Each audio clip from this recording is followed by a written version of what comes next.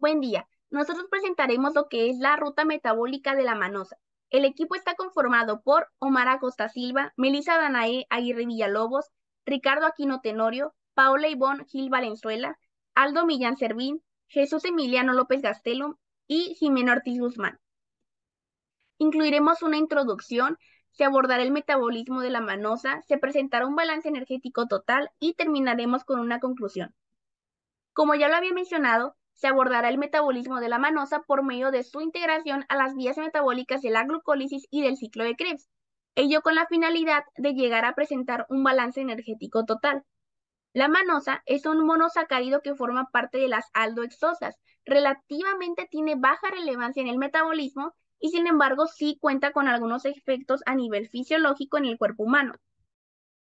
Entre sus funciones destaca la producción de energía. Asimismo, sus receptores pueden mediar la fusión de los gametos durante la fertilización del óvulo. Estos van a activar la reacción acrosomal, donde se van a degradar las membranas celulares de cada gameto. De igual manera, esta se puede unir a la E. coli, que es una bacteria causante de infecciones urinarias, para desactivar sus capacidades adhesivas o invasivas que puedan atacar a las células epiteliales desde la mucosa intestinal. Bien, ahora comenzaremos a explicar la ruta metabólica de la manosa. Primero, vamos a empezar de manosa a fructosa 6-fosfato. En el paso 1 interviene la enzima hexoquinasa junto con el cofactor de magnesio y un ADP. La hexoquinasa hace que la manosa le transfiera un fosfato a la manosa 6-fosfato. Esta enzima trabaja con el cofactor de magnesio y el grupo fosfato que le va a donar a la manosa se va a obtener del ATP convirtiéndolo en ADP.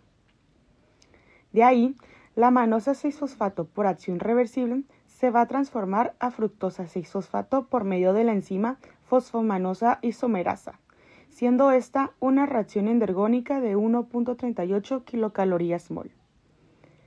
Una vez que llegamos a fructosa 6-fosfato, se proseguirá con el resto de la glucólisis. Aquí interviene la fosfofructoquinasa, un ATP y un cofactor de magnesio.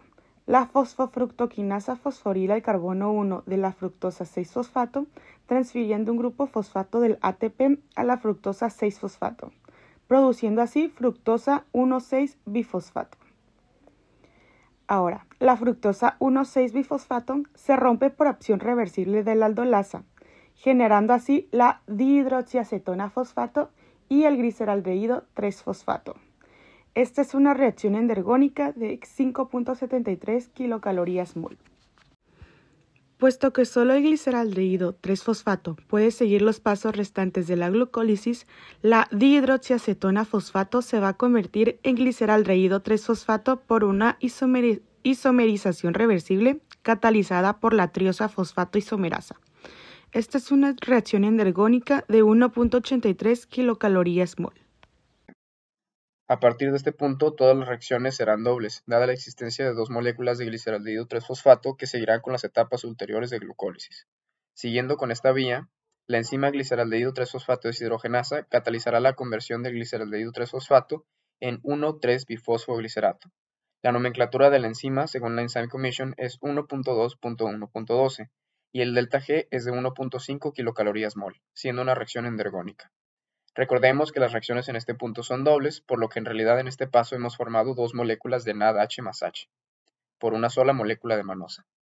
En el paso 7, la fosfoglicerato quinasa, con un número Enzyme Commission de 2.7.2.3, cataliza la transferencia de un grupo fosfato del carbono 1 del 1,3-bifosfoglicerato a una molécula de ADP para formar ATP, con lo que se obtiene 3-fosfoglicerato. El magnesio se utiliza como cofactor y el delta G de la reacción es de menos 4.5 kilocalorías mol, por lo que es una reacción exergónica, además de ser reversible. De la misma forma que en el paso anterior, al ser una reacción que se lleva a cabo dos veces, formamos dos moléculas de ATP. En este paso se realiza la fosforilación a nivel de sustrato en que se forma ATP sin la necesidad de oxígeno. En el siguiente paso, la fosfoglicerato mutasa con un número Enzyme Commission de 5.4.2.1 cataliza la isomerización del 3-fosfoglicerato en 2-fosfoglicerato. Aquí el grupo fosfato cambia de posición del carbono 1 al carbono 2, intercambiando lugares con el grupo hidroxilo. El delta G de la reacción es de 1.06 kilocalorías mol, lo que la hace endergónica. Además, es una reacción reversible. Posteriormente, el 2-fosfoglicerato, mediante la acción de la enzima enolasa, se convertirá en fosfenolpiruvato. En este caso, se libera el hidrógeno del segundo carbono y el hidroxilo del tercero para formar también una molécula de agua como producto. Esta reacción puede usar tanto magnesio como manganeso como cofactor y tiene un delta G de 0.44 kcal/mol, siendo energónica. El enzyme commission de la enolasa es 4.2.1.11, lo que la cataloga como una liasa. Finalmente, la piruvato quinasa cataliza la formación de piruvato a partir de fosfenolpiruvato. La piruvato quinasa utiliza magnesio o manganeso como sus cofactores y tiene un número de enzyme commission de 2.7.1.40. La reacción es exergónica y libera una gran cantidad de energía con un delta G de menos 7.5 kcal/mol.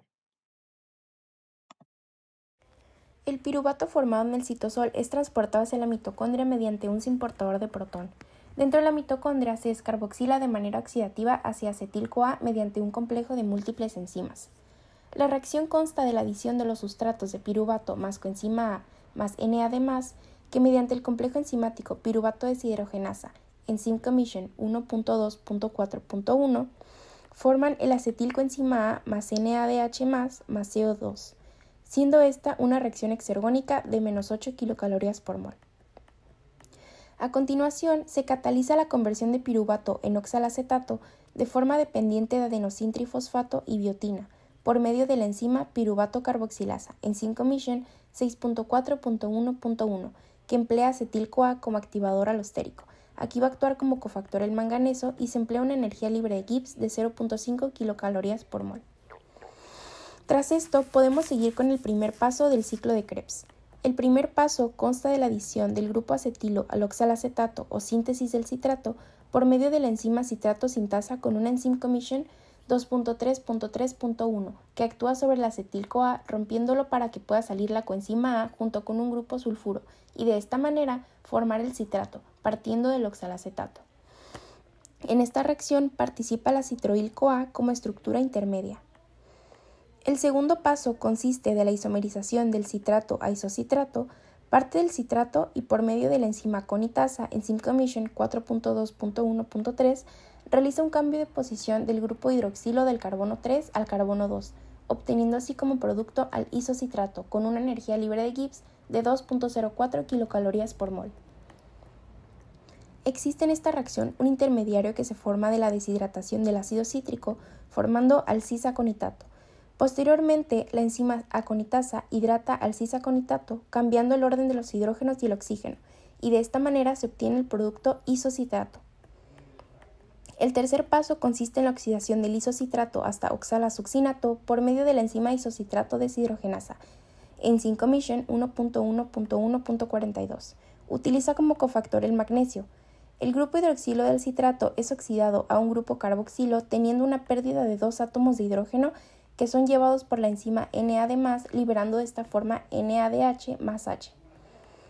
A este paso se le puede considerar un intermedio en la obtención del siguiente producto, el alfa-cetoglutarato. A continuación, en el cuarto paso, se lleva a cabo una descarboxilación del oxalasuccinato hasta el alfa-cetoglutarato gracias a la enzima isocitrato deshidrogenasa, misma del paso anterior, dependiente del NADP. Esta enzima debilita el enlace del grupo carbonilo central y el ácido isocítrico, lo pierde en forma de dióxido de carbono.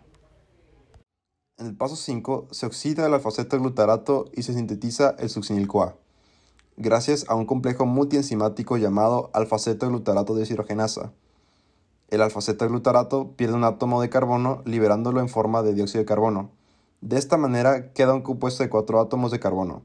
A este compuesto se le agrega de nuevo la coenzima A para llevarlo al próximo proceso. Después, ya en el paso 6, se hidroliza el succinil-CoA y se forma GTP gracias a la enzima succinil-CoA sintetasa. El succinil-CoA se hidroliza liberando la coenzima A y una molécula de ácido succínico. De esta reacción es reversible. La hidrólisis del succinil-CoA libera la suficiente energía para que paralelamente el GDP capte una molécula de fosfato y forme GTP, el cual después dará origen al ATP. Ya en el paso 7, se oxida el succinato y se sintetiza el fumarato gracias a la enzima succinato deshidrogenasa. Esta enzima es una oxidorreductasa y deshidrogenasa a la vez. Llega con FAT que necesita ser cargado con 2 hidrógenos, los cuales los toma del succinato y forma el fumarato.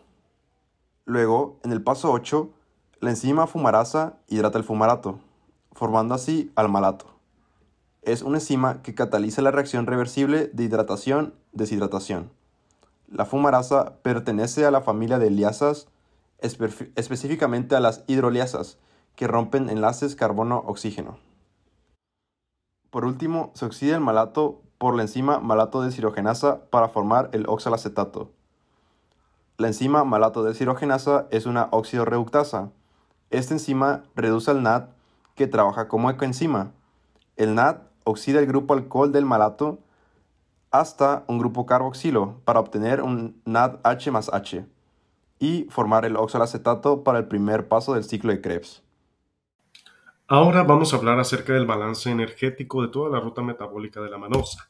En primera instancia, vamos a tomar en cuenta las reacciones que van a introducir a la manosa hacia la glucólisis y las posteriores reacciones también de la glucólisis que van a favorecer a la producción de ATP. Bueno, primero tenemos el sexto paso, que va a producir 2 NADH más H, los cuales se tienen que convertir a 2 FADH2 para que puedan entrar en la cadena transportadora de electrones. Esto va a generar un bombeo de 12 protones y 3 ATPs después. Bueno, y en el séptimo y el décimo paso sabemos que se van a producir un total de 4 ATPs, pero 2 de esos 4 ATPs van a ser reutilizados en el primer y tercer paso. Entonces, en total, vamos a tener 2 ATPs generados. Y en el décimo paso de la piruvatoquinasa, donde participa esta enzima, se van a generar 2 piruvatos que posteriormente van a ser utilizados en el ciclo de Krebs. Estos piruvatos, para que puedan entrar en el ciclo de Krebs, es necesario que se conviertan a acetil-CoA. ¿Quién va a producir esta reacción? Pues la piruvato deshidrogenasa. En esta reacción se va a producir un NADH más H, lo cual va a generar un bombeo de 10 protones y la producción de 2.5 ATPs. En el tercer paso, en el quinto y en el noveno, pues vamos a obtener un NADH más H por cada reacción, es decir, un total de 3 NADH más H, lo cual va a generar un bombeo de 30 protones y una producción de 7.5 ATPs. En el séptimo paso, pues se va a obtener un FADH2, lo cual va a generar un bombeo de 6 y una producción de 1.5 ATPs. En el sexto paso se va a generar un GTP, lo cual va a generar un ATP. Y también pues sabemos que todas estas reacciones, al ser 2 piruvatos, pues se tienen que multiplicar por 2. La suma de estos protones va a ser 46. Por 2 piruvatos va a ser 92. La suma de todos estos ATPs es 12.5. Por 2 piruvatos es 25. Entonces, en total, de la glucólisis y del ciclo de Krebs, vamos a obtener 104 protones y un total de 30 ATPs. Ese va a ser el balance energético total.